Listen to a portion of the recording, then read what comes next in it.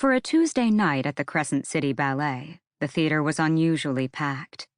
The sight of the swarming masses in the lobby, drinking and chatting and mingling, filled Bryce Quinlan with a quiet sort of joy and pride. There was only one reason why the theater was so packed tonight. With her Fey hearing, she could have sworn she heard the hundreds of voices all around her whispering, "Juniper Andromeda, the star of tonight's performance." Yet even with the crowd, an air of quiet reverence and serenity filled the space, as if it were a temple. Bryce had the creeping sensation that the various ancient statues of the gods flanking the long lobby watched her. Or maybe that was the well-dressed older shifter couple standing by a reclining statue of Chthona, the earth goddess, naked and awaiting the embrace of her lover, Solas. The shifters, some sort of big cats from their sense, and rich ones, judging by their watches and jewelry, blatantly ogled her. Bryce offered them a bland, close-lipped smile. Some variation of this had happened nearly every single day since the attack this past spring. The first few times had been overwhelming, unnerving, people coming up to her and sobbing with gratitude. Now they just stared. Bryce didn't blame the people who wanted to speak to her, who needed to speak to her.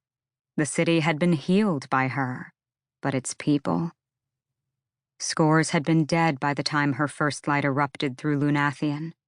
Hunt had been lucky, had been taking his last breaths when the first light saved him.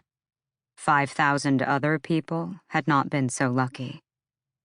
Their families had not been so lucky. So many dark boats had drifted across the Istros to the mists of the Bone Quarter that they had looked like a bevy of black swans. Hunt had carried her into the skies to see it. The quays along the river had teemed with people, their mourning cries rising to the low clouds where she and Hunt had glided. Hunt had only held her tighter and flown them home. "Take a picture," Ember Quinlan called now to the shifters, from where she stood next to a marble torso of Ogenis rising from the waves, the ocean goddess's full breasts peaked and arms upraised. "Only 10 gold marks, 15 if you want to be in it." "For fuck's sake, Mom," Bryce muttered.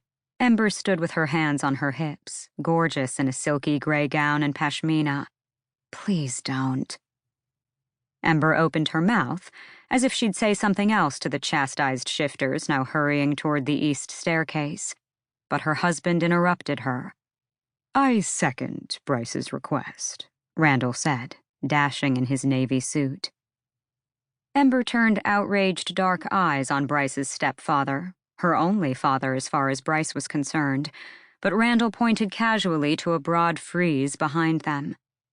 "That one reminds me of Athalar."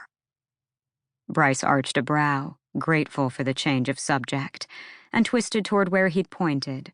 On it, a powerful Fey male stood poised above an anvil, hammer raised skyward in one fist, lightning cracking from the skies filling the hammer, and flowing down toward the object of the hammer's intended blow, a sword. Its label read simply, "Unknown Sculptor, Palmyra, circa 125 VE. Bryce lifted her mobile and snapped a photo, pulling up her messaging thread with, "Hunt Athalar is better at sunball than I am." She couldn't deny that. They'd gone to the local sunball field one sunny afternoon last week to play, and Hunt had promptly wiped the floor with her. He'd changed his name in her phone on the way home.